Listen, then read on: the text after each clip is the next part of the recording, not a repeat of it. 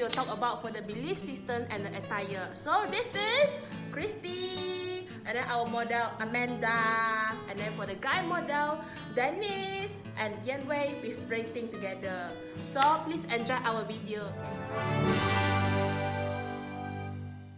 So for the belief system and superstitions of the Penan people, so normally their religion can classify as two, which is Bungan, the folk religion, and also Christianity, which is more predominantly most of them are believe in Christianity. So for the Bungan, which is the folk religion of Penan, many Penan have chosen to embrace Christianity with the support of Borneo Evangelical Mission, while the rest remain enemies, believing in a supreme God called Bungan and that nature itself has a soul. So, for their religion, the Penan believe in a creator god named Peselong and rely on shaman to cure illnesses by removing illness-causing spirits. They have sacred mountains like Batu Lawi, a pair of male and female pigs in the middle of the Bornean jungle. Rivers have mythological names and connections to ancestors. The Western Penan believe their society originated in the upper Loire River region. Christianity has been spread since World War II. The Penan believe that natural phenomena, spirits and magic are all interconnected. Thunder is a manifestation of Balai Ja'au, which is powerful magic of the forest. Trees bloom in response to the sound of peacock songs. The cause of some birds bring God fortune, while the cause of others brings bad luck. Their universe is divided into the lands of shade, the land of abundance, and the land that has been destroyed. The Penan believe they have two souls, one that is physical and emotional, and the other a dream wandering state that is experienced during sleep or trance when they see through their eyes of animals or spirits. They also believe certain plants can give their dogs special hunting skills. The Penan still practice a system of animistic or traditional belief. They believe that every animal, tree, river, stream, and rock in the forest has its own spirit, and that this spirit must not be disturbed. They get angry and inflict disease on people if they are deliberately disturbed. In order to survive and prosper in the jungle, they must maintain a harmonious relation with the spirits. To the nomadic Penan, death is taken seriously. They believe that the soul of the dead should rest peacefully. As a result, children and adults should not make any noise near burial sites. After a dead person is buried, they will move out from that location to another location, and they will no longer mention the dead person's name. Afterwards, if a Penan wishes to mention the dead person, they will only refer to the burial site of the dead person. Let me introduce Penan creation myth. In the beginning, according to the Penan creation myth, there was only sky and water and the sun and moon that didn't move. After eons and eons, rocks fell to earth, and later came rain, which pulverized the rock into mud. Worms emerged from the mud and bore holes in the rock, which allowed Mother Earth to break through the ground. Later, still the sun dropped a female tree trunk, and the moon deposited a male plant, which gave birth to a pair of legless humans, which rose instead of legs. Their offspring also didn't have legs, but they made a deal with the animals who supplied the human hybrid with legs in return for a promise that they wouldn't hurt the animals. The first people honored the pledge, but their descendants didn't, and the animals demanded their legs. And when the humans refused, a bitter fight ensued. With the help of the forest, a new deal was struck. The people would only hunt what they need for food, and the animals would sacrifice a certain number of victims if the hunters blessed their souls. In memory of their original ancestors, the Penan buried their dead in the trunk of a tree. The first man and woman stood in the forest while two large trees below around in a windstorm. They didn't know what about sex.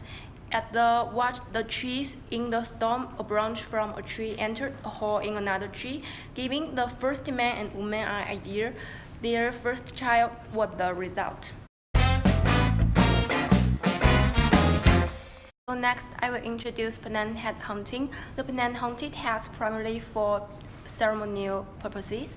The heads are believed to possess magical powers, and even today are sometimes brought out during important weddings, births, and funerals. In the old days, when a prospective groom returned with a head, he tied it to the head of his bride.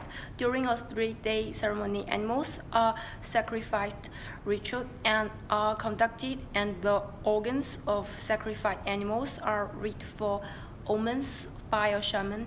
If the readings are satisfactory, the shaman proclaims the transfer of the soul a success. If not, the prospective husband must come up with a new hat. When the Penan moved, they always took their haunted hat with them. Occasionally, the hats are rolled in ash to make sure that their soul doesn't leave the torment the hunter.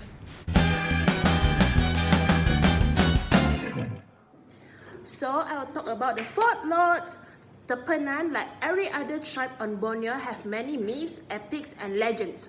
Oya Abeng is their most popular epic poem. Unfortunately, all but small fragments of the epics have been forgotten. This is both because the lyrics are already transmitted and because the younger generations are losing interest in oral traditions. One of the Penan's popular folk tale is that of the god of thunder, Bao Gao, who has the power to turn people into stone. The Penan believe that when the spirit of an animal, that of a life is anger, the spirit may call upon Bao Gao to inflict its curse on people. Most ancient rock formations are believed to have once been people who were punished by the god of thunder for mocking an animal spirit dressed with human clothes.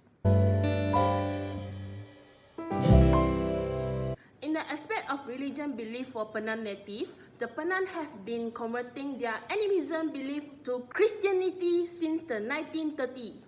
Religion is a unified system of beliefs and practices relative to sacred things, that is to say, things set apart and forbidden beliefs and practice which unite into one single moral community called a church, or those who adhere to them. Some of them still strong belief in myth and spirits in some place. For example, some ritual can expel bad luck in hunting and are unsuccessful in hunting. By doing the ritual, the hunters can change their hunting bad luck become good luck in hunting. Besides that, blood pact are one of the culture in Penan community and usually happen between the Penan leaders and neighboring tribes.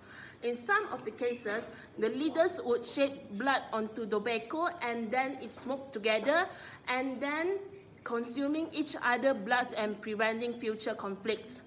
If got a breach of this pact was believed causing vomiting, blood and violent death. There is no known Penan group that ever went about totally naked, although the primary and sometimes only article of clothing for most Penan group is the loin clothes or chawet. Even though loin clothes traditionally were made of black cloth, today they are made of cotton. Shaman and the elders sometimes wear loin clothes headdress made of from rattan and hornbill features and have tattoos and distinctive here is the earlobe. Yeah, these materials are obtained through trade with other tribes such as Kenyas, Kenya, Kelabit, and the coastal Malay and Chinese traders. This day, few Penan go barefoot. In fact, only Penan elders still maintaining traditional dress of chawat, bands of their legs and wrists, and large holes in their earlobes. Many others are wearing Western style clothes of t-shirt, shirt, pants, and shorts. Hi, now I will explain about the traditional attire from Penan people, women especially. Usually the Penan traditional clothing for the woman is from the head, they will wear the headband, and they also have a necklace, earring. The two accessories is made by rattan, belts, and a yarn with a lot of color. For the hand and legs, they are usually made by a type of a gold metal, and this red sash is for accessories. Usually women will wear more accessories than the men, and the Penan people usually like to use attire in a lot of color for their body. And then usually the Penan women shave their hair on their upper forehead and pluck their eyelash and eyebrow to enlarge the forehead, which is seen a sign of a beauty. They generally don't stretch their hairlock with hoops, although some Dayak tribes do it. The men haircut bow style and sport a long ponytail. Their ear loops are stretched from the infancy with gradually increased weight added as they get older, which sometimes pull their ear loops down as far as their shoulders.